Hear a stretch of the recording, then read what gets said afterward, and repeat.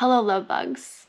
We are moving through a collective wave of purging and processing narcissism.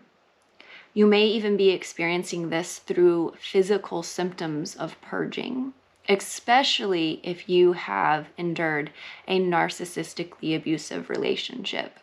However, this does not only apply to those who have experienced narcissism in interpersonal relationship, because our entire collective is threaded with narcissism, so none of us are exempt. Relative to this collective wave, I wrote something and I'm going to share with you this transmission. Do know that this transmission, though I'm sharing my story, has a lot of encodements within it for your personal power, for your awareness, in order to help you purge this narcissism from out of your body, from out of your mind, from out of your soul space.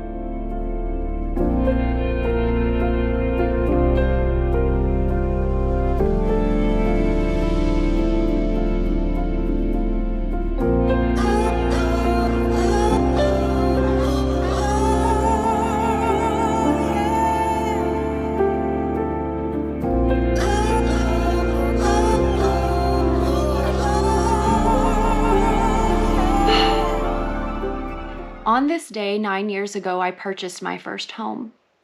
I moved into it with an emotionally abusive narcissist whom I was engaged to marry.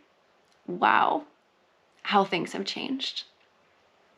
He convinced me to put his name on the deed, despite having no stake in the house and already owing me thousands of dollars. I went along with it, believing it was the fair thing to do. Wow, how things have changed. I once passed out while on a bike, the result of fatigue from ongoing emotional abuse. I was frightened. He told me I was fine, to just keep going. I said I couldn't. I would need to walk home. He left me saying, "I'll see you when you get home," with no concern at all for my well-being. While I walked home, of course, I was angry. I was heartbroken. I was thinking, how could anyone treat someone like this? With ownership I have now, I can lovingly point out I was a victim of my own choices. I lacked self-oriented care, awareness, and boundaries I now have that I even teach others about. When I returned home, he was sitting on the couch with our roommate smoking pot and laughing. He didn't ask me how I was. He intentionally pretended everything was normal, as though nothing happened. This is a common gaslighting technique. My emotions amplified. I was ready to go off by the time I reached home. Disguising the abuse and pretending all was well was a common occurrence to make me appear irrational, to crazy make, which is the intention of gaslighting.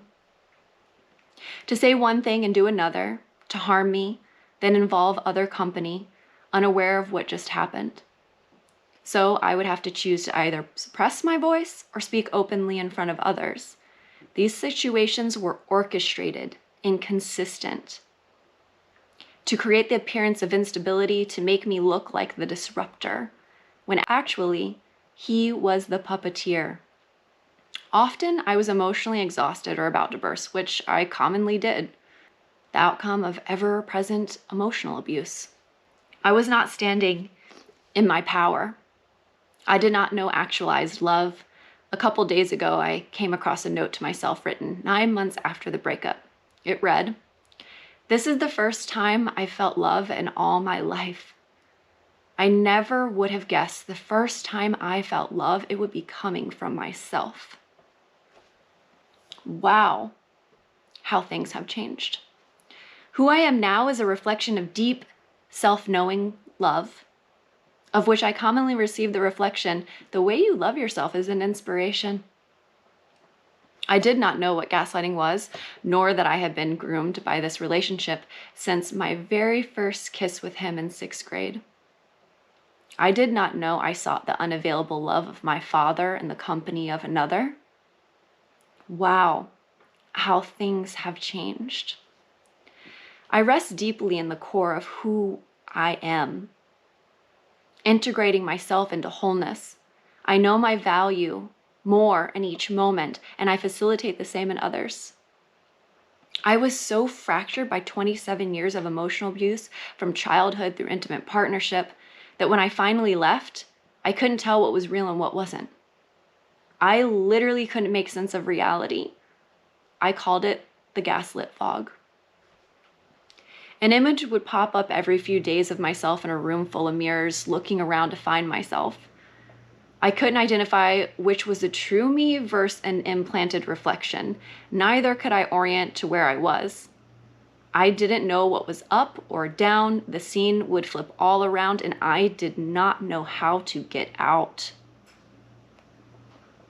I now know, after years of intentional healing, shamanic journey work, and integration, I was witnessing the fragmentation of my soul. Not until 7 months post-official breakup did I realize I had spent most of my life in a relationship with a masterful narcissist. Growing up together, we had mutual friends. When I shared the behind-the-scenes actuality, some dismissed and diminished and invalidated my experience, suggesting I was being overly dramatic, viewing my experience as an average breakup. They could not receive my clarity. He hid in plain sight quite well, and they too were caught in the fog. When the realization of what was actual dropped, thousands of puzzle pieces and connections smashed into my reality. At the time, I had no idea I was a master integrator. I didn't know I had a unique way of experiencing, seeing, and sensing multi-layered webs of quantumly threaded connections. I was re-experiencing hundreds of overlapping experiences simultaneously, suddenly aware of how he strategically did or said something 25 to 30 choices back to position me exactly where he wanted me. I was baffled. How is that even possible? How is it possible for someone to know this and to do this? I was disgusted, overwhelmed by my newly forming awareness. There exists a spectrum of narcissistic intelligence. He was highly intelligent. His form of narcissist matched the power within myself I was yet to actualize. The DSM, as in the psychology-based diagnostic manual, will tell you something like 1 to 3% of the population is diagnosable narcissism, to suggest narcissism is rare. It's not. We exist in a patriarchy that is narcissism. Patriarchy is the narcissistic parent of our collective. It feeds off soul, gaslights, fucks our nervous systems, has created widespread adrenal fatigue and autoimmune disease. It makes you believe you are less valuable and powerful. It fractures and fragments you from the truth of your soul. It positions you where it wishes. It grooms you from childhood onward to abandon your needs and service to the perpetrator. When you are someone who has unraveled through personal experience, deeply embedded threads of soul fracturing narcissism and understand its dynamics, it is easily identifiable within patriarchy.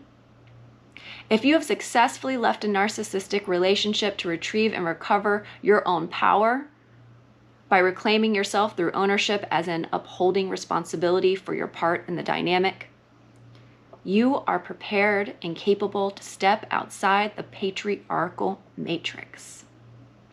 You've acquired the skills, resilience, internal foundations, and awarenesses needed to stay true, needed to push through, to birth a new reality built upon actuality, as in built upon source truth and natural order. While others continue to be confused, unable to see through the gaslit fog, unknowingly holding on to and advocating for the collective perpetrator, the patriarchal matrix, you are breaking through old paradigm and creating the new. You are courageously choosing, living, soulful, and whole, a creator of your reality. It will look strange to witness others holding on to the abuser because you are a seer. They are yet to step out of the gaslit fog. That is okay. At one time, you were in that fog too. Each of us chooses when to let go, when to break free from the abuser. Be the example of what is true. You are modeling remembrance that inspires others into soulful embodiment. More and more will leave the narcissist. More and more will leave the patriarchal matrix until no feeding remains. Evolution at its finest will collectively be saying, wow, how things have changed. If this transmission has met you with resonance, feel free to find me on PayPal or Venmo at Ashton Tulip to make a donation, or you can message me to book a session. Much love and healing to you.